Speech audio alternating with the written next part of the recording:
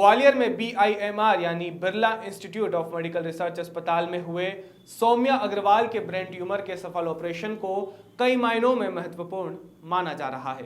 पूरे विश्व में यह दूसरा मामला है जिसमें 9 साल की बच्ची का अवैध क्रीनेक्टोमी पद्धति से ऑपरेशन किया गया है। यह एक ऐसी विधि है जिसमें मरीज के पार्टिकुलर हिस्से को ही शून्य किया जाता है और उसे पूरी तरह से होश में रखा जाता है ताकि दिमाग का ऑपरेशन करते समय उसकी मनोस्थिति का चिकित्सकों को पूरा आभास हो सके। वहीं चिकित्सक मानते हैं कि सौम्या बहुत बहादुर बेटी है, उसने बचपन से ही काफी संघर्ष किया है। सौम्या का अपने टीम के साथ ऑपरेशन करने वाले ग्वालियर के मशहूर न्यूरोसर्जन डॉक्टर अभिषेक चौहान बताते हैं कि 11 साल से छोटे बच्चों का ऑपरेशन करने में बेहद सावधानी की जरूरत होती है क्योंकि हल्की सी लापरवाही भी मरीज की स्थायी अपंगता का कारण बन सकती है।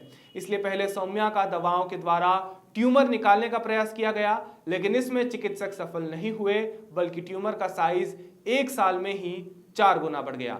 सौम्या के मामा ने इनके इलाज के लिए दिल्ली के एम्स सहित कई अलग अलग शहरों में डॉक्टरों को दिखाया था, लेकिन उन्होंने उसकी छोटी उम्र का हवाला देते हुए सर्जरी से इनकार कर दिया था।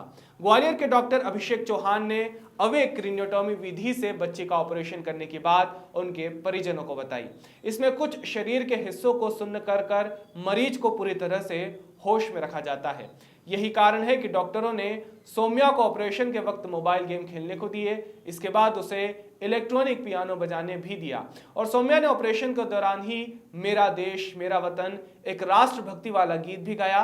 चिकित्सकों के मुताबिक पूरे विश्व में अपनी तरह का यह दूसरा बड़ा सफल ऑपरेशन है। इससे पहले 11 साल के बच्चे का बेंगलुरु में ब्रेन ट्यूमर का ऑपरेशन किया गया था। सौम्या ऑपरेशन के बाद रविवार को अपने घर चली गई, लेकिन अस्पताल में जब डॉक्टरों ने उसे मीडिया कर्मियों से मिलाया तो उसने बिल्कुल नॉर्मल बच्चों की तरह बातचीत की।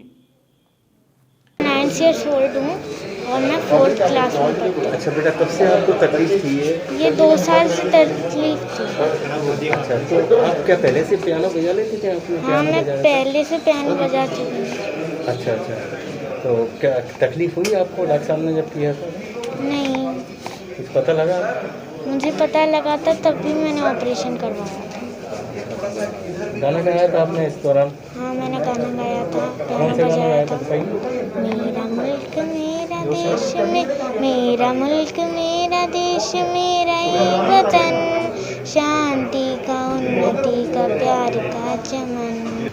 पहले तो मैं आप सभी लोगों को नमस्कार करता हूं और जो भी दर्शक हमको सुन पा रहे हैं उन सभी को BIMR हॉस्पिटल और की तरफ से बहुत सारा धन्यवाद। और ये बच्ची थी हमारी 9 साल की बच्ची थी जिसको मिर्गी के दौरे आते थे, पिछले 2 साल से आ रहे थे। 1 साल पहले इन्होंने CT स्कैन कराया था, उसमें ब्रेन ट्यूमर डिटेक्ट हुआ।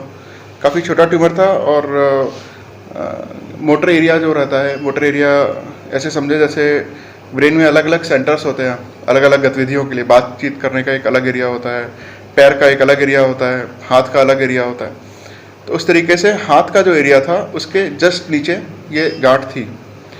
तो क्योंकि यहाँ पे ऑपरेशन करना भी काफ़ी मुश्किल था इस जगह पे, जिसमें कि बच्चे को अपंग होने की बहुत अधिक संभावनाएं थी और तो इसलिए ज़्यादातर लोगों ने फिर दवाइयों का इनको सुझाव दिया। दवाइयाँ ये लेते रहे काफ़ी समय तक, फिर भी झटके कंट्रोल नहीं हुए। 4 दवाइयाँ इनकी चल रही थी, मिर्गी की जो दवाइयाँ रहती हैं।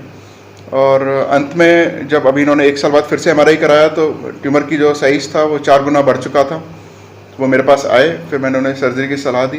इससे पहले भी वो काफ़ी जगहों पे भटकते रहे, दिल्ली में भी दिखाया, एम्स में और कई सारी जगहों पे, लेकिन हर जगह पे जब वो रिस्क का सुनते थे कि इसमें फालिज होने का खतरा रहेगा, कि बच्ची ज़िंदगी भर के लिए अपंग हो जाएगी, तो वो उस चीज़ को लेकर डर जाते थे कि हाँ ऐसा हो गया तो फिर हम क्या करेंगे। लेकिन क्योंकि मैंने ऐसे केसेस पहले भी किए हुए थे और इस तरीके का मेरा 7वां केस था जो कि मैंने यहाँ पे बिरला अस्पताल में किया, जिसमें मरीज़ होश में रहता है और इसमें रिस्क काफ़ी कम रहता है। तो इसलिए मैं भी कॉन्फिडेंट था कि हाँ मैं इस तरीके के केस को हैंडल कर सकता हूँ और हमने उस चीज़ को अंजाम।